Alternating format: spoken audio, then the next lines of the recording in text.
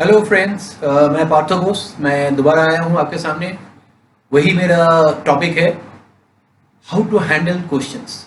हमारे इस बिजनेस में सबसे बड़े जो चैलेंज है वो यही है। जितने भी नए लोग आते हैं एक ही सवाल पूछते हैं कि इसका जवाब कैसे दूं, उसका जवाब कैसे दूं, और उसका एक तरीका है। बाकी आपको धीरे धीरे एक्सपीरियंस हो जाएगा, आप सब बोलने लगेंगे, बात करने लगेंगे, जवाब भी देने लगेंगे, वो कॉन्फिडेंस आ जाएगा तो होने लगेगा।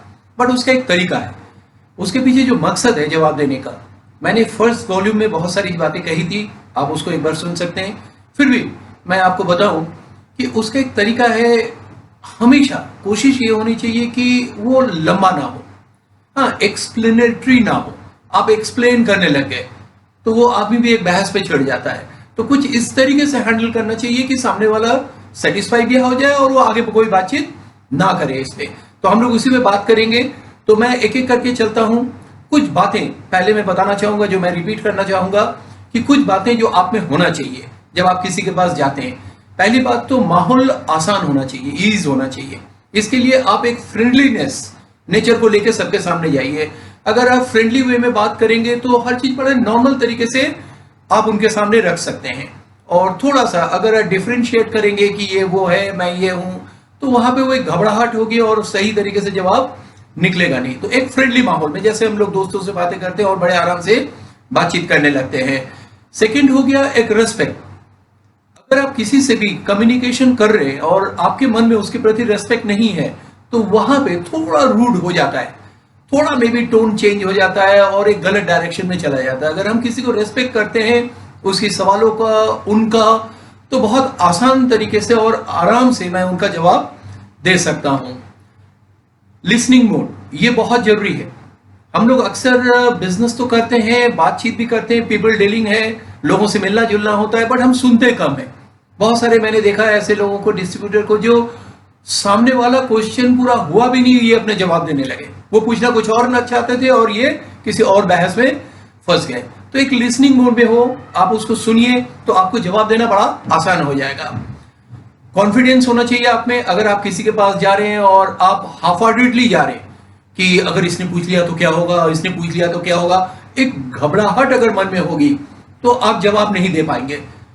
इस बिजनेस में कुछ भी नेगेटिव नहीं है, एक बार दिमाग में डाल लीजिए, कोई भी नेगेटिव नहीं है। आप कुछ भी पूछिए उसका जवाब है।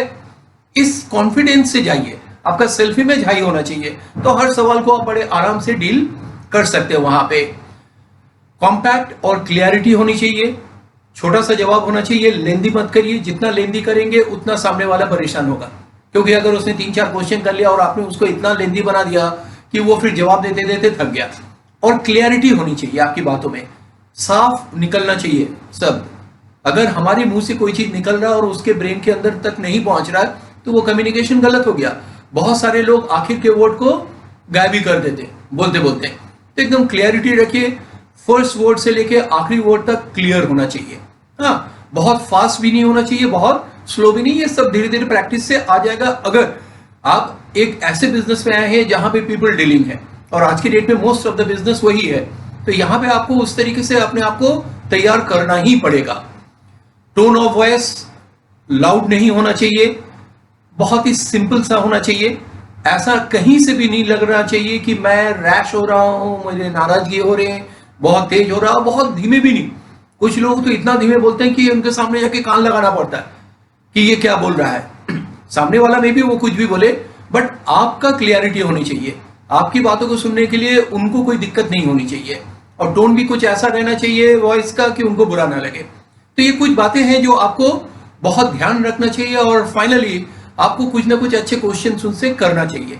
बहुत सारे लोग होते हैं, जब पीपल डीलिंग में मैंने देखा है कि जब हम लोग उनके पास जाते हैं तो वो कोई सवाल करते ही नहीं, वो चुप बैठे रहते हैं। तो वहां पे हमें कुछ क्वेश्चंस करना चाहिए जिससे उनका मुंह खोले, वो भी कुछ बोले, राइट। और ये सारी चीजें मैं अभी इस बीच आपको हर चीज सामने समझा दूंगा। इसका जवाब देने के वैसे तो 3 स्टाइल है, मैंने वॉल्यूम 1 में बोला भी था, बट एक जस्ट आपको रिपीट करा देते हैं जो मेन हम लोग जिसको यूज करते हैं कि कैसे करके हम उनको हैंडल करेंगे। पहला हो गया सवाली जवाब है, क्वेश्चंस आर द आंसर। अगर किसी ने मुझसे क्वेश्चन पूछा तो क्या टेंशन मुझे लेना चाहिए या टेंशन को वापस करना चाहिए? हमें टेंशन को वापस करना चाहिए। ये सबसे अच्छा होता है कि किसी ने कोई सवाल पूछा उसका जवाब भी मैंने सवाल में दे दिया, तो हुआ ये कि अब उनको ही अपने क्वेश्चन का जवाब देना पड़ रहा। वो सारे भी एग्जाम्पल से भी आपको सब कुछ क्लियर कर दूंगा यहाँ पे। और दूसरा जो होता है वो बेहतरीन चीज है, वो एक तो मैजिक है, किसी भी माहौल को शांत कर देता है, किसी भी माहौल को। जब भी कोई सवाल पूछे तो आप क्या चाहेंगे कि बहस के मूड में छिड़ जाए या वो उनको आप सेटिस्फाई करें। वो आते हैं नहीं आते, करते नहीं करते, वो बात की बात, बट उस समय वो चीज आगे नहीं बढ़ना चाहिए, वही चीज वहीं पे खत्म होना चाहिए। उसका सबसे आसान तरीका क्या है? किसी को चुप कराने का, मान लीजिए वो एग्रेसिव हो रहा, तो किसी को चुप कराने का सबसे आसान तरीका क्या है? बेस्ट तरीका यह है कि आप उनकी बात को मान लीजिए। वो सामने वाला जितना भी कहा ये है वो है, कुछ भी उनका सवाल हो, सही है गलत है, हमसे इससे कोई मतलब नहीं। मैंने इनसे कहा कि आप जो कह रहे हैं बिल्कुल ठीक कह रहे हैं, वो आदमी चुप। फिर मैं बताता हूं, इसी को कहते हैं हम लोग फील, फेल्ट एंड फाउंड, कि आपने कोई चीज कहा, मैंने उसको फील किया, बट मैंने जब इसके बारे में पता किया तो मैंने पाया कि मैं गलत था, मैं उसको बता ही नहीं रहा, या वो चीज गलत था, मैंने उसको सही कर लिया। तो सामने वाला सुनता है, उनको भी लगता है कि नहीं मैं अकेले नहीं, मेरे जैसे और भी लोग हैं। तो ये दो तरीका है। और तीसरा जो है that is out of the box. उसने कोई सवाल पूछा, उसके थोड़े से बाहर जाके जवाब दे रहे। अगर इस बीच में ये सवाल आते हैं तो मैं उसमें जवाब दे दूंगा, नहीं तो मेरा फर्स्ट वॉल्यूम में जो हमने क्वेश्चन हैंडलिंग का किया था उसमें उसके बारे में थोड़ा सा डिटेल में मैंने बताया। अब मैं चलता हूं आगे फटाफट आज के क्वेश्चंस में, कि मैं बहुत एक छोटे से शहर में रहता हूं, क्या वहां पे ये ठीक रहेगा? क्या वहां के लिए ये ठीक रहेगा? यहाँ पे वहां पे ये बिजनेस हो सकता है? बहुत से लोगों को इस चीज को डाउट होता है। तो मेरा एक ही सवाल है, मैं उनसे कहता हूं, जैसे ही वो मुझसे पूछते हैं कि मैं एक छोटे से शहर में रहता हूं, क्या वहां पे ये बिजनेस कर पाऊंगा या चलेगा नहीं चलेगा, वहां के लोग इसको लेंगे नहीं लेंगे, तो मेरा यही है ना कि हम कहाँ रहते हैं ये इंपॉर्टेंट नहीं है, मुझे जिंदगी में जाना कहाँ है दैट इज मोर इंपॉर्टेंट। तो मेरा उनसे एक ही सवाल होता है कि आप कहाँ रहते नहीं रहते उसको थोड़ी देर भूल जाइए, जिंदगी में आपको जाना कहाँ है पहले इसको तय करिए। आपको आगे बढ़ना है लाइफ में तो आप बढ़ जाएंगे, आपको कोई रोक नहीं पाएगा। हम एक बहुत बड़े शहर में रहते हैं, लखनऊ में रहते हैं, आपको क्या लगता है बड़े शहर में लगते हैं तो हर आदमी इस बिजनेस को कर लेगा? ऐसा नहीं है। और बहुत सारा मेरा बिजनेस ऐसी जगह पे चला गया जहां पे, जिसको आप छोटी जगह कह रहे हो वहां पे, बट बड़े सोच के लोग तो वहां पे भी है ना। क्या वहां के लोग ब्रश नहीं करते, नहाते नहीं है, तमाम प्रोडक्ट्स यूज नहीं करते एफएमसीजी के? करते हैं। क्या उनके सपने नहीं है? होते हैं। उन्हीं को ढूंढना है, ये बिजनेस ढूंढने का है, हर आदमी नहीं करेगा। अगर आपको लगता है कि मैं मुंबई में दिल्ली में रहता हूं तो हर आदमी इस बिजनेस को कर लेगा, तो आप गलत सोच रहे हैं। वहां पे भी सारे लोग नहीं करेंगे। बट अगर उस छोटे से शहर में जिसकी आप बात कर रहे हैं, जहां आप रहते हैं, वहां अगर आप ड्रीमर्स हैं तो आपके जैसे और भी लोग होंगे, उन्हीं को ढूंढना है और वही सक्सेस है। तो उनको ये जवाब अच्छा लगता है, उनको एक बिलीव दिलाना होता है कि नहीं हाँ आप भी कर सकते हैं, अगर आप ड्रीमर्स हैं तो आप जैसे और भी लोग होंगे, वो करेंगे इस बिजनेस को। तो आदमी इस बात को मानता है। और आज की डेट में जो सबसे अच्छी बात हुई है, जब से डिजिटलाइज हुआ लॉकडाउन के बाद से, अब तो छोटा शहर हो, मेरे मोहल्ला हो, चाहे बड़े शहर में हो, मुझसे 2000 किलोमीटर दूर हो, सब एक ही बात है। आज मोहल्ले में भी मैं डिजिटली प्लान दिखा रहा हूं और बैंगलोर में भी मैं डिजिटली प्लान दिखा रहा हूं। ये अब कोई माने ही नहीं रखता है। और ये धीरे धीरे हम लोग के प्रैक्टिस में उतरती चली जा रही है और ये आसान होता चला जा रहा, हम लोग के लिए ईज होता चला जा रहा, टाइम की सेविंग हो रहा, पैसे की सेविंग हो रहा, और बिजनेस ग्रो कर रहा। बिजनेस गिरा ही नहीं, इस महीने तो और जम के बिजनेस हो रहा, बहुत तेजी में बिजनेस ग्रो कर रखो। लोग इससे हैबिचुएटेड हो जा रहे हैं, और जो नए लोग आएंगे ना उनको मालूम ही नहीं कि कैसे पहले होता था बिजनेस, वो तो इसी को बिजनेस समझेंगे। दुनिया बदल रहा है, चेंज बहुत जरूरी है। दुनिया में वो लोग सक्सेस नहीं होते जिनको पास बहुत सारी नॉलेज है, बल्कि वो लोग कामयाब होते हैं जो बदलने के लिए तैयार हो। तो सवाल ये होते हैं कि मैं कहां रहता हूं नहीं रहता हूं वो अलग बात है, क्या मैं बदलने के लिए तैयार हूं? अगर हूं तो मुझे कोई रोक भी नहीं सकता। दिस इज द क्रक्स, इस चीज को समझना पड़ेगा आपको। इसके बाद एक सवाल आता है कि ये सुनने में तो बहुत अच्छा लगता है, क्या वाकई ऐसा होता है? तो यहां का सवाल भी बड़ा मजेदार है। मुझसे कई लोग ये चीज सवाल कर चुके हैं। मैं उनसे कहता हूं कि अगर वो एक नई कंपनी होती है, अभी अभी आई है या स्टैब्लिश हो रहा, वो दावा कर रहा कि ये मिलेगा वो मिलेगा ये मिल सकता है, तो वहां पे एक डाउट हो सकता है।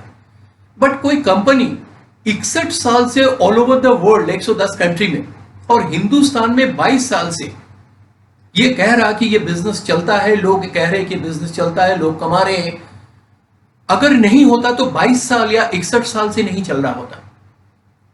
61 साल से या 22 साल से मैं इस बिजनेस को कर रहा हूं, मैं बिना कुछ पाए, बिना कमाए, और आपको बोलता जा रहा हूं, बैंक की नौकरी छोड़ के मैं बोलता जा रहा हूं ये चलता है चलता है चलता है। आपको लगता है? एक बार एक ने कहा था भी हमसे, मुझे अच्छी तरह याद है, और वो कानपुर से आए थे हमारे लखनऊ, और सुनने के बाद कहा कि ना बाबा ना। मैंने जब उनसे कहा कि मीटिंग में आइए, नहीं नहीं नहीं, मैं मीटिंग में नहीं आऊंगा। हमने कहा क्यों?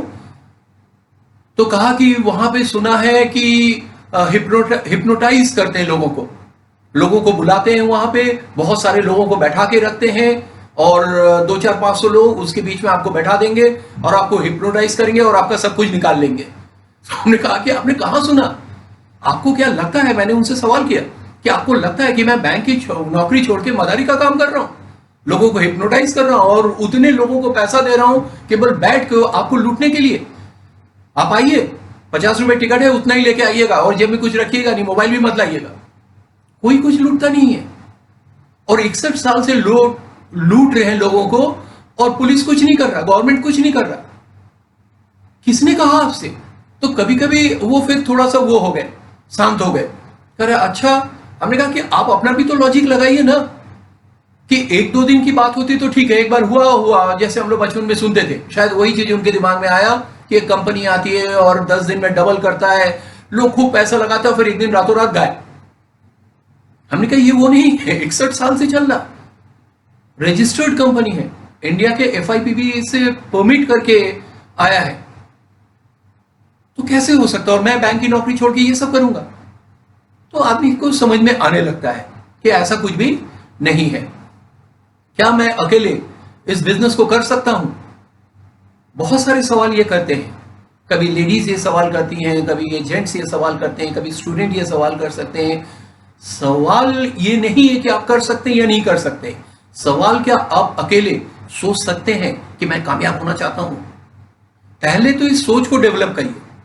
अगर आपने ये सोच को डेवलप कर दिया तो आप कर भी लेंगे। मुझे लगता है कि इस बिजनेस में जब से मैं आया हूं, मैं देख रहा हूं मोस्ट ऑफ द पीपल, जितने भी लोग थे, इवन मी, सबने अकेले ही स्टार्ट किया, घर से बहुत ज्यादा सपोर्ट नहीं मिला। फिर धीरे धीरे जब इस बिजनेस में आप इन्वॉल्व होते चले गए, आप में चेंजेस लोगों ने देखा, इस बिजनेस में पैसे आने से पहले आप में चेंज होगा, तब जाके लोग धीरे धीरे अट्रैक्ट होने लगते हैं, और एक दो छोटा मोटा चेक भी आ गया तो हो गया, लोग धीरे धीरे आपके साथ आएंगे, और आप छोटे छोटे प्रोडक्ट को अपने घर में चेंज करिए, करते हैं लोग। और आपको अगर लगता है कि आपके घर में लोग नहीं मानेंगे तो आप हमें ले चलिए, हम लोग बात करेंगे उनसे। फिर भी मैं आपसे बताऊं कि जिंदगी में सक्सेस आपको होना है, इसके डिसीजन केवल आपको लेना है और कोई नहीं लेगा। तो ये बिजनेस अकेले, दो अकेले, 5 लोग मिलकर ऐसा नहीं है। इंसान अपने सपनों के कारण जिंदगी में आगे बढ़ते हैं, और सपने आपका अकेले का ही होगा। फैमिली के सपने बाद में आते हैं, पहले अपने सपने आते हैं, तब जाके आप जिंदगी में कुछ कर सकते हैं। तो आप अकेले भी कर सकते हैं, 2 लोग हैं तो सो फार सो गुड, और वो धीरे धीरे आएंगे, एक दिन में लोग नहीं आते। अगर आप किसी के भी सक्सेस स्टोरी सुने इस बिजनेस में, किसी भी डायमंड का, तो यही मिलेगा कि मैंने पहले अकेले स्टार्ट किया था, उनसे कोई सपोर्ट नहीं था, फिर धीरे धीरे वो सपोर्ट बढ़ती चली गई, वो लोग आते चले जाएंगे। मैं तो कर लूंगा, बट किसी और ने नहीं किया तो ये बड़ी डाउट होता लोगों को। तो ये सवाल मुझसे बहुत ज्यादा आया। अभी मैं कुछ ही दिन पहले की बात है, एक लेडी ने मुझसे ये सवाल किया, होंगे ऐसे ही 40-45 साल की लेडी थी, और पढ़ी लिखी भी थी, आजकल तो सभी पढ़े लिखे, बट हाउसवाइफ थी। तो उसने मुझसे कहा कि देखिए भाई साहब, मैं तो कर लूंगा, अगर किसी और ने नहीं किया तो मैंने उनसे तुरंत सवाल किया कि आपको क्या लगता है कि इस दुनिया में मैं और आप 2 महान आदमी पैदा हो गए जो इस बिजनेस को कर लिया? अरे हम लोग जैसे भी लोग हैं, हम लोग से भी अच्छे लोग हैं, वो आएंगे, वो कहां मिलेंगे, कैसे मिलेंगे, कब मिलेंगे, ये मुझे मालूम नहीं, बट आप ढूंढते रहेंगे तो मिल जाएंगे। लोग तो मिलेंगे ही मिलेंगे। जितनी भी कम गुणी वाली लड़कियां हो ना, उसकी भी शादी हो जाती है, क्योंकि ये माना जाता है कि अगर कोई लड़की पैदा हुआ है तो उसका वर उससे कुछ साल पहले इस दुनिया में आ चुका है, उसे ढूंढना है। चाहे जितना भी देर लगे, उसके माँ बाप उसको ढूंढते हैं, घूम फिर के, हो सकता है वो मोहल्ले में मिले, हो सकता है वो दूसरे कंट्री में मिले, बट मिलता है। तो इसी तरीके से अगर आप इस बिजनेस में आए हैं तो मान के चलिए, आपको डायमंड बनाने के लिए वो 6 लोग भी इस दुनिया में है, आपको ढूंढना है। और वो मिलेंगे। अगर आप कर सकते हैं, हम कर सकते हैं, तो हमारे जैसे और भी लोग हैं। आज तो मेरे साथ इस बिजनेस में बहुत सारे ऐसे लोग हैं जो मुझसे भी तेज है, मुझसे भी आगे जा रहे हैं। वही हम लोग का सक्सेस है। तो कोई भी कर सकता है। तो ये सवाल एक आता है, इट्स सिंपल, बहुत ही सिंपल सा जवाब होता है। मुझे लगता है कि मेरे दोस्त लोग इस बिजनेस को पसंद नहीं करेंगे। ये तो मेरे साथ हो चुका है। मेरे कोई भी कलीग, मेरा कोई भी दोस्त, मेरे कोई भी रिश्तेदार इस बिजनेस में नहीं आया। सवाल इस बात का नहीं है। सवाल इस बात का है कि हम क्या चाहते हैं। सपोज मेरे दोस्त लोग कहते हैं कि कामयाब होना गलत है, जैसे है वैसे ठीक है, जैसे मुझसे कहा जाता था। तो क्या मुझे उनकी बात सुननी चाहिए? सवाल इस बात की है। और जिंदगी का एक दस्तूर है, ये सब चेंज होंगे, दोस्त भी बदलेंगे, सब कुछ बदलेंगे। मेरे साथ तो कोई नहीं आया, बट उन्हीं के थ्रू ऐसे लोग आ गए जिनको मैं नहीं जानता था। ये होगा इस बिजनेस में, ये सब चीजें होंगे। यहां पे इस सवाल थोड़ा सा मैं यहां पे लंबा करूंगा, इसमें बहुत सारी चीजें आपको समझाने के लिए, कि एक सिंपल सा सवाल है कि आपका बुरा कौन चाहता है, जो आपको जानता है या नहीं जानता है? तो जवाब है कि जो जानता है। आप राय किससे लेते हैं? जिसको आप जानते हैं। ये कड़वी सच है, बट सच है। तो मैंने देखा, जो बिजनेस एक चीज है जहां पे कामयाबी आता है, वहां पे वो लोग आते, ज्यादा लोग जिनको आप नहीं जानते या कम जानते हैं। अगर मेरे दोस्तों लोगों ने कहा कि नहीं, हम कामयाब नहीं होना चाहते, हम लोग जैसे हैं वैसे ही रहेंगे, टेढ़े हैं टेढ़े ही रहेंगे, तो क्या आपको भी रहना चाहिए? ये आपको सोचना है। अगर आपको लगता है तो आपको उनको छोड़ के आगे बढ़ना पड़ेगा। अगर दोस्त, जिसको आप दोस्त वर्ड कर रहे हैं, अगर वो आपके बिना कंडीशन आपके साथ इस बिजनेस में नहीं आ रहे हैं, तो इसका मतलब वो दोस्त नहीं है। सगे भाई बहन मैंने देखा बहुत सारे ऐसे होते जो बिना कंडीशन के आ जाते। वैसे मेरी दीदी, मेरे भैया, मैंने एक बार बोला, उन्होंने कहा ये लो पैसा, उस समय पैसे लगते थे, और वो लोग आ गए विदाउट एनी कंडीशन। अगर दोस्त है तो आ जाना चाहिए, बट नहीं आते, तो फिर किस बात की दोस्त है ये? और सवाल एक ही चीज है कि हमारे दोस्त को कोई चीज पसंद नहीं, तो क्या मैं उसे छोड़ देना चाहिए? मैं एक लड़की से शादी करने जा रहा हूं, हमारे दोस्त को पसंद नहीं, तो मुझे नहीं शादी करनी चाहिए उससे? ऐसा नहीं होता है। सवाल यह होता है कि मैं किससे प्यार कर रहा हूं, मैं किस चीज को चाहता हूं, मैं जिंदगी में कहां जाना चाहता हूं, मैं अपनी लाइफ को अपने आप से कितना प्यार करता हूं, इस पर डिपेंड करता है। उसको बढ़ाइए। और कहते हैं ना कि जिंदगी के एक दस्तूर है। बहुत सारे लोग यहाँ पे ये भी कहते हैं कि मैं इस बिजनेस में आने के बाद बहुत सारे मेरे दोस्त लोग मुझसे बात करना बंद कर दिया, मेरा फोन उठाना बंद कर दिया। घबराइए मत, ये सब होगा। मेरे साथ तो बहुत हो चुका है। फिर बाद में वो सब घूम के आते हैं। बट जिंदगी का एक दस्तूर भी है कि जिंदगी में जब भी आप आगे बढ़ेंगे ना, बहुत सारे लोग जो आज आपके दोस्त या आपके करीबी के लोग हैं, वो आपसे दूर चले जाएंगे। ये जो लोग दूर चले जाते हैं ना, इसका मतलब ये नहीं कि वो लोग बुरे इंसान हैं। इसका एक ही मतलब निकलता है कि इस नई जिंदगी में उनका रोल खत्म हो चुका है। नई जिंदगी, नए लोग। अगर आपके दोस्त नहीं बदल रहे हैं तो आप रुके हुए। कुछ लोग कहते हैं ना कि हम लोग 5 दोस्त थे बचपन के, आज भी 5 दोस्त हैं। इसका मतलब 5 निकम्मा है, किसी ने कुछ किया ही नहीं। अगर उसमें एक भी ग्रो कर गया होता तो वो उसका दोस्त नहीं रहता, उसके कुछ अलग दोस्त बनते हैं उनके लेवल के। तो ये जो हम लोग कहते हैं ना कि इन्हीं के अंदर, ये चांस की बात मेरे साथ बैंक में बहुत हुआ। हर आदमी ने मुझे टोका इस बात को कि हम तो नहीं करेंगे। तो क्या मुझे रुक जाना चाहिए था? बट बाद में वही लोग, वही जिनको आप दोस्त कह रहे हैं, वही कलीग्स कह रहे कि आपका डिसीजन सही था। पार्थो, आपका डिसीजन बिल्कुल सही था, आपने बिल्कुल सही किया, मैं तुम्हारा दोस्त था। कुछ लोग कहते हैं जो मेरे बहुत ही करीब थे कि मेरा हाथ पकड़ के क्यों नहीं साइन करवा लिया, मुझको क्यों नहीं जबरदस्ती ज्वाइन कराया। अरे जबरदस्ती आप ज्वाइन करा सकते हैं, किसी को खाना परोस सकते हैं, मुंह में भी ठूस सकते हैं, बट चबाना तो उसे पड़ेगा ना, हजम तो उसे करना पड़ेगा ना। तो हम लोग किसी को कामयाब नहीं बना सकते, केवल हम उसको कामयाबी का रास्ता दिखा सकते हैं, जैसे हमें दिखाया गया।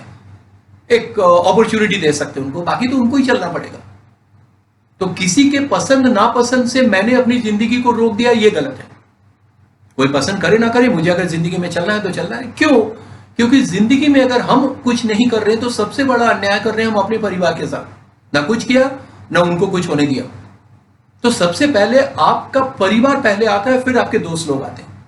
उनके लिए करिए, और जिस दिन आप कामयाब होंगे ना, वही सारे लोग, दोस्त लोग आके कहेंगे कि तुम्हारा निर्णय सही था, तुम कर सकते थे। जैसे आजकल आज की डेट में मुझसे कहते हैं कि तुम कर सकते थे, हम उनसे कहते हैं कि तुम भी कर सकते हो, बट करो तो तब तो कब होगा ना, बैठे बैठे तो नहीं होगा। मैं ऐसे बहुत लोगों को जानता हूं जो इस बिजनेस में नाकामयाब है। हम उनसे कहते बिल्कुल ठीक कह रहे, और मुझे लगता है कि आप जितने लोगों को नहीं जानते उससे कहीं ज्यादा लोगों को मैं जानता हूं जो नाकामयाब है इस बिजनेस में या क्विटर है। इससे ये नहीं सिद्ध होता है कि मैं कर पाऊंगा या नहीं कर पाऊंगा। आज अगर आप देखें हिंदुस्तान में 20 करोड़ बच्चे तो क्रिकेट खेलते ही होंगे, कितने सिलेक्ट होते हैं हर साल? इसका मतलब क्रिकेट खेलना नहीं चाहिए, क्योंकि होते नहीं, बहुत कम लोग होते, ज्यादातर फेलियर होते, 99% तो फेलियर हो जाते हैं, मे बी मोर। आईएएस के एग्जाम में कितने लोग बैठते हैं और कितने लोग सिलेक्ट होते हैं? तो आईएएस के एग्जाम में नहीं बैठना चाहिए। सवाल इस बात का नहीं है, सवाल इस बात का है जो मेरे बैंक वालों ने, मेरे कलीग्स ने मुझे चैलेंज दे दिया। उन्होंने भी ये कहा कि बॉस ये सारे लोग कामयाब नहीं होते, इसमें हार्डली 10% लोग होंगे, 5% लोग होंगे। तो वहां से वो मेरा पैशन जगा, एक जिद जगा, स्पोर्ट्समैन थे, जिद जग गया कि उसी 5% में आके दिखाना है, उसी 10% में ही आके दिखाना है। अगर सारे लोग कामयाब हो जाए ना तो कामयाबी का कोई मतलब ही नहीं रहेगा, कुछ ही लोग होंगे। बट आप अपने आप से सवाल करिए, क्या आप उसमें होंगे या नहीं होंगे? ये आपको सोचना है, बाहर के लोग नहीं सोचेंगे। और दूसरे के कारण मैं कामयाब होऊंगा नहीं होऊंगा इससे कोई फर्क नहीं पड़ता। और दूसरी चीज, अगर इस बिजनेस में लोग कामयाब नहीं हो रहे होते तो ये बिजनेस चल कैसे रहा? हर साल इसका टर्नओवर ग्रो कर रहा, all over the world, not only in India, पूरी दुनिया में ग्रो कर रहा है। ये कहां से कर रहा? सब फ्री में चल रहा है, सब ऐसे ही हो रहा। अच्छे अच्छे लोग जॉब को अपना क्विट कर रहे हैं इस बिजनेस से इनकम के करने के बाद, तो वो ऐसे ही थोड़ी कर रहे हैं, कुछ ना कुछ तो हो ही रहा होगा ना, कुछ ना कुछ तो पा ही रहे होंगे, अच्छा ही पा रहे होंगे। लोगों का लाइफ चेंज हो रहा, लोग देखिए इसमें, थोड़ा जानिए लोग कहाँ कहाँ घूमने जाते हैं, क्या क्या एंजॉय करते हैं, तभी तो हो रहा। बट अगर हम अपने दोस्तों के चक्कर में पड़े रहते ना तो कुछ नहीं हो पाता, कुछ नहीं हो पाता। मैं भी उन्हीं के साथ रह जाता। तो सवाल ये होता है कि जिंदगी में आप कहाँ जाना चाहते हैं, दैट इज मोर इंपॉर्टेंट। आपके दोस्त लोग अपने बारे में या आपके बारे में क्या सोचते हैं, इट्स नॉट इंपॉर्टेंट। इंपॉर्टेंट है आप अपने बारे में क्या सोचते हैं। और दोस्तों से बिजनेस नहीं चलता। सपोज करिए कि आपने एक मिठाई की दुकान खोली और हर रोज आपके दोस्त लोग आ जाते हैं, क्या मिठाई की दुकान चलेगी? वो टेस्ट कर करके खत्म कर देंगे आपकी, कुछ हो नहीं। बिजनेस का मतलब बाहर के लोग हमेशा, और उसी में आपको सफलता मिलेगी जिससे आपका कोई मतलब ना हो, बहुत ज्यादा रिलेशन ना था, वो लोग आएंगे तो बिजनेस होगा। मैं अपनी इनकम से बहुत सेटिस्फाई हूं, मुझे नहीं लगता कि मुझे कुछ और करना चाहिए। ये सवाल मेरा हुआ था दिल्ली में एक बुजुर्ग ने, बुजुर्ग तो नहीं कहेंगे, at the verge of retirement, उन्होंने मुझसे ये सवाल किया था कि मेरे पास सब कुछ है, मेरे बच्चे सेटल हो चुके हैं दोनों विदेश में, मैं भी सेटिस्फाई हूं, मुझे जो मिलना था एक हाई पोस्ट पे थे, तो मैं क्यों करूं इस बिजनेस को? तो मैंने जो उसका जवाब दिया था वो मैं आपको बताऊं। तो मैंने उनसे तुरंत थोड़ा सा आउट ऑफ द बॉक्स जाके पूछा उससे कि आपको क्या लगता है कि जिंदगी में बहुत सारे लोग जो आज की डेट में जिंदगी में आगे बढ़ना चाहते हैं, कुछ पाना चाहते हैं, कुछ आगे बढ़ना चाहते हैं, कामयाब होना चाहते हैं, अगर वो कामयाब हो जाए तो आपको कैसा लगेगा ऐसे लोगों को देख के? तो उन्होंने कहा बहुत अच्छा लगेगा। तो हमने कहा आपको नहीं लगता है कि आपको भी कुछ लोगों को ऐसे सपोर्ट करना चाहिए जो जिंदगी में कामयाब होना चाहते हैं? आपको इस बिजनेस को इसलिए करना चाहिए कि बहुत सारे लोग आपके थ्रू इस बिजनेस में आएंगे, उनकी कामयाबी के लिए करिए। तो मालूम है वो आदमी एकदम चुप सा हो गया और कहने लगे मेरी 60 साल की उम्र हो गई, मैंने कभी ऐसा सोचा ही नहीं कि दूसरों की कामयाबी के लिए भी जिंदगी में कुछ करना चाहिए या किया जा सकता है। हमने कहा हाँ, इसीलिए हम लोग का ये बिजनेस हमारे दिलों में बैठा हुआ है। We are crazy. मैं तो बहुत बिजनेसमैन को देखता हूं, मैंने तो 12 साल लोन्स पे काम किया बैंक में, मैंने बहुत बिजनेसमैन से, किसी को दिल में नहीं बैठा है कोई चीज। 18 साल जॉब किया, नौकरी भी दिल में नहीं बैठा, बट ये बिजनेस बैठा है। क्यों? क्योंकि इनके एथिक्स, इनके प्रिंसिपल वो डिफरेंट है। मैं भी बहुत सारे लोगों के लिए हो, इससे ज्यादा ना हो, बट ये करने वाले भी सब नाकामयाब में ही आते हैं। ये लोग, वही लोग ज्यादा कमेंट्स करते हैं। और जिंदगी में ये भी मैं आपको बता दूं, अगर आपके कमेंट्स हो रहे, आपका टॉन्ट हो रहा, आप पे लोग मुस्कुरा रहे, टांग खींच रहे, इसका मतलब आप कुछ बड़ा करने जा रहे हैं। हमेशा टांग उनकी खींची जाती है जो लोग जिंदगी में ऊपर जा रहे हैं। नीचे वालों का टांग कैसे खींचेंगे? वो तो नीचे ही है। अमिताभ बच्चन का क्रिटिक्स होगा, हमारा और आपका थोड़ी होगा।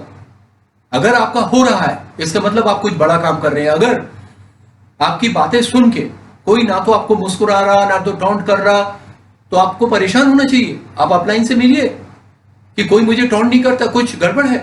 आपका बिजनेस बहुत छोटा है, आपका सोच बहुत छोटा है, तभी लोग आपसे नहीं कर रहे हैं। और अगर ये सब हो रहा है तो मन ही मन मुस्कुराइए कि आप बिल्कुल राइट डायरेक्शन में हैं। इट्स अ फन बिजनेस, हम लोग तो बहुत फन करते हैं इस बिजनेस में। अगर मैं किया तो लोग क्या कहेंगे, ये मेरे स्टेटस से मैच नहीं करता है। यहां पे लोगों को बड़ी ही गलतफहमी है, स्टेटस किसे कहते हैं मुझे नहीं। तो मैं उनसे पहले ही सवाल यही कह देता हूं कि आप स्टेटस से क्या मीनिंग रखते हैं। कि एक पोस्ट भले कम पैसा हो, भले ही टाइट लाइफ हो, क्या आप इसको स्टेटस कहते हैं? नहीं, मैं ऑफिसर हूं और मेरे अंडर में ये है वो है, तमाम चीजें ऐसे इस तरीके से बातें करते हैं। मैंने कहा आप भी तो किसी के अंडर में हैं। वहां उनके पास जाने से आपका स्टेटस का क्या होता था, जब आप अपने से बड़े लोगों को मिलते हैं। यानी आप ये कह रहे हैं कि स्टेटस नहीं जाना चाहिए, भले गरीब रहे, फाइनेंशियली फ्री ना हो, दुनिया ना देखे, घूमे ना, ग्रो ना करे लाइफ में, बट स्टेटस बनी रहे। कहीं आपसे लगता है? और जिस दिन आप सक्सेस होंगे ना, मैं चाहूंगा कि आप कुछ सीधी सुनिए, आप देखिए कि ये दिस इज द बिजनेस जहां पे लोग सक्सेस होने के बाद, not only is this business, किसी भी जगह पे लोग सक्सेस होने के बाद जब अपनी कमियां बोलने लगते हैं ना, दैट इज सक्सेस। कि मुझ में ये कमी थी, मुझ में वो कमी थी, मैं तो ऐसा था। ये सक्सेसफुल स्टोरी ये लोग होते हैं जो अपनी सक्सेसफुल स्टोरी में अपनी बातों को रखते हैं, अपनी कमियों को रखते हैं। उनको कोई ईगो नहीं होता है। ऐसा ना हो कि उस स्टेटस के चक्कर में हम जिंदगी भर गरीब रह जाए, फिर एक दिन अफसोस करें। और जिस दिन आप सक्सेस हो जाएंगे ना, यही स्टेटस बन जाएगा। सक्सेस का मतलब ही होता है कि ढेर सारा आपके पास पैसा होना चाहिए, आप फाइनेंशियली फ्री होने चाहिए, आपके फॉलोअर्स होने चाहिए। तो कभी कभी मैं लोगों से कहता हूं, कुछ लोग कहते हैं कि नहीं मेरे पास तो बहुत पैसा है, मुझे पैसे की जरूरत नहीं है। तो मेरा एक तुरंत सवाल होता है कि आपके फॉलोअर्स कितने हैं? अगर आपको स्टेज में खड़ा कर दिया जाए तो कितने लोग आपको सुनने आएंगे? टिकट लेके कितने लोग आएंगे? तो सोच के कहता फिर तो बेटा भी नहीं आएगा। तो किस बात की सक्सेस? सक्सेस का एक ही मीनिंग निकलता है, जब आपके फॉलोअर्स हो, जब आपके स्टोरी से लोग इंस्पायर हो रहे हो, आपको फॉलो कर रहे हैं, आपके एक्शन को फॉलो कर रहे हैं, आपकी बातों को फॉलो कर रहे हैं, आपके थॉट प्रोसेस को फॉलो कर रहे हैं, आपके सपनों को फॉलो कर रहे हैं, दैट इज योर सक्सेस। इसके लिए आपको कुछ ना कुछ जहां पे है उससे जिंदगी में आगे बढ़ना पड़ेगा, ऊपर जाना पड़ेगा, तभी हो पाएगा। वो जो चेंज है आप में लोग देखेंगे ना कि आज यहां था और यहां से यहां पे पहुंचा, तब लोग तारीफ करते हैं, तब लोग फॉलो करने लगते हैं। और उस दिन पता लगता है कि स्टेटस क्या है, जब लोग आपके ऑटोग्राफ लेने लगेंगे। अभी आपसे कितने लोग लेते होंगे ऑटोग्राफ, आप ही जानते होंगे। कितने लोग आपसे सेल्फी खिंचाते होंगे बाहर के लोग। What is status? स्टेटस का मीनिंग क्या है, इसको आप देखिए। तो स्टेटस डिग्री, एक पोस्ट नहीं हो सकता है कि मैं ऑफिसर हूं, मैनेजर हूं तो मेरा स्टेटस बन गया। इससे कोई फर्क नहीं पड़ता आज की डेट में। बहुत है, अलग क्या है, इस चीज को देखिए। मेरा कोई सपना नहीं है तो मैं क्यों करूं इस बिजनेस को? ये भी उसी सवाल की तरह है कि मैं सब कुछ पा चुका हूं, सब कुछ हो गया तो मैं क्यों करूं इस बिजनेस को? हमने कहा ठीक है, आपके सपने नहीं है, क्या आपने अपने वाइफ, अपने बच्चों से पूछा है उनके सपने हैं नहीं है? उनके सपनों के लिए करिए।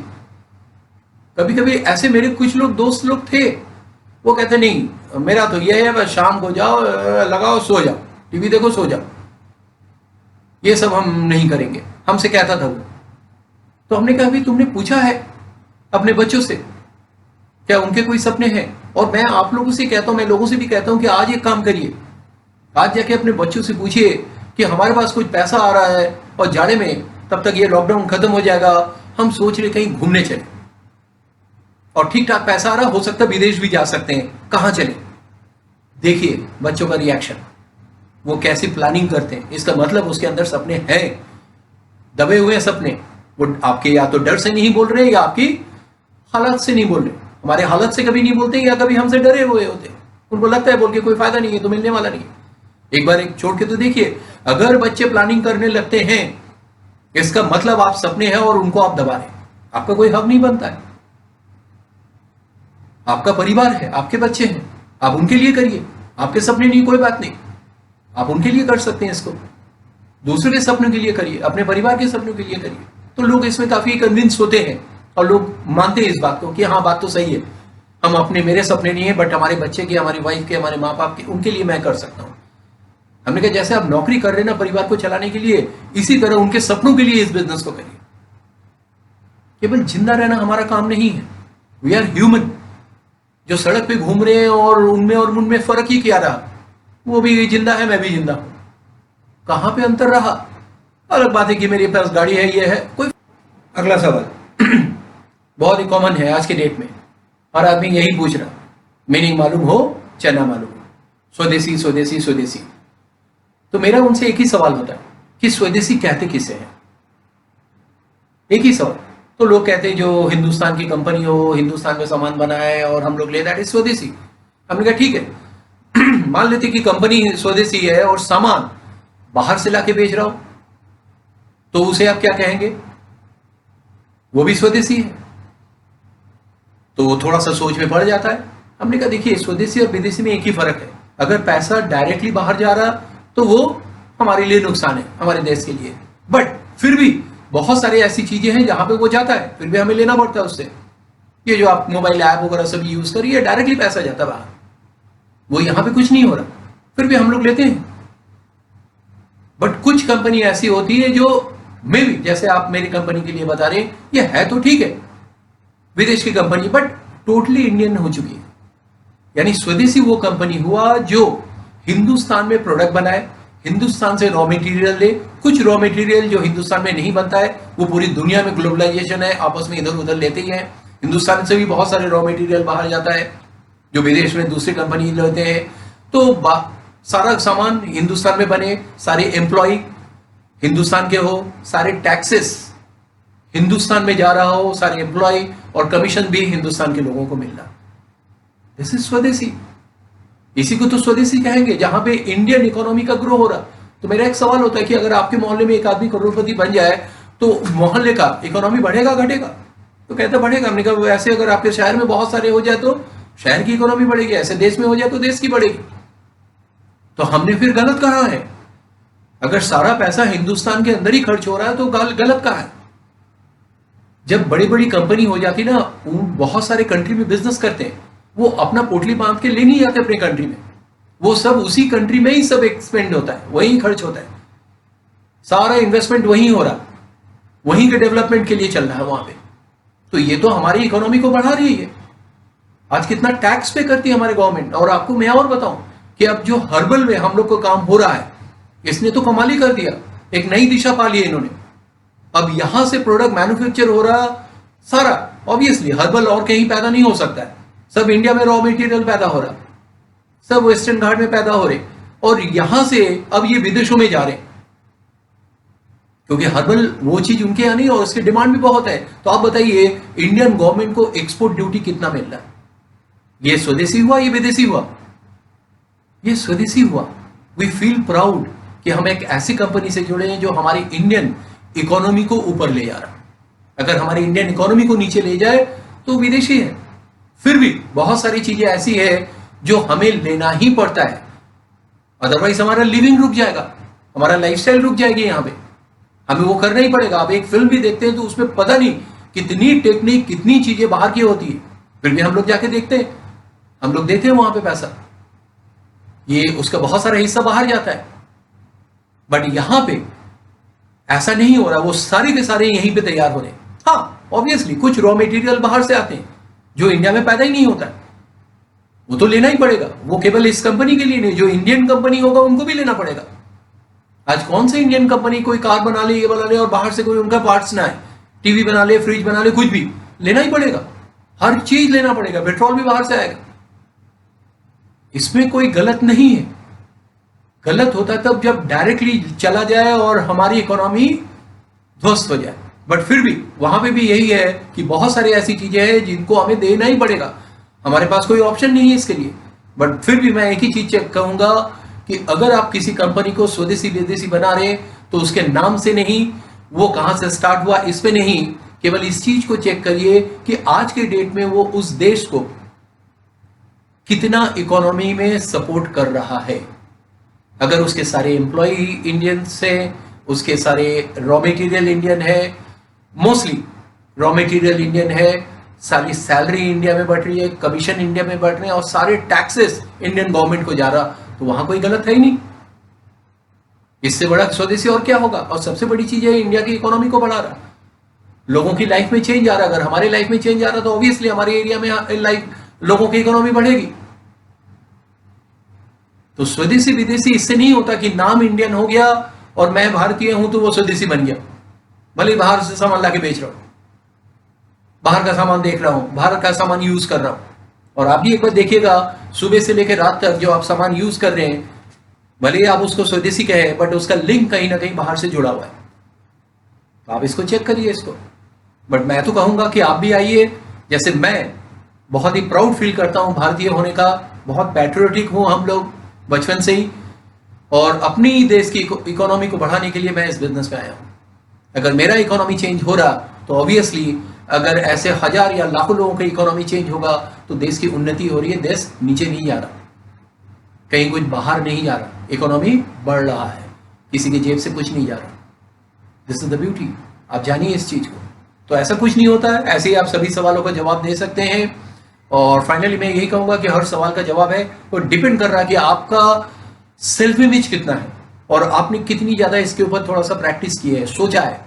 और इसके लिए बेस्ट है एफर्मेशन बोलना स्टार्ट कर दीजिए और हर चीज का जवाब सवाली जवाब करिए, हर चीज में 3F फॉर्मूला अपनाइए। बट एक चीज मैं आपको बताऊंगा, हर क्वेश्चन में भी नहीं। किसी ने कुछ कहा, अरे कमाल का सवाल पूछा आपने, उसने गलत सवाल भी कह दिया तो अरे क्या बात है, आपका सवाल गजब का है, ऐसा भी नहीं है। थोड़ा सा इसलिए सुनना जरूरी होता है। तो थोड़ा सुनिए फिर उसका जवाब दीजिए तो सही निकलेगा। इसका प्रैक्टिस करिए, सब हो सकता है। अभी बहुत सारे सवाल अभी और रह गए, मैं फिर से बात करूंगा। Thank you very much. अगर थर्ड वॉल्यूम बहुत जल्दी इसी हफ्ते में विद इन 7 डेज हम इसको लॉन्च करेंगे, इसके लिए आप सब्सक्राइब कर लीजिए तो आपको उसके भी इंफॉर्मेशन मिल जाएंगे। Thank you, all the best, God amen.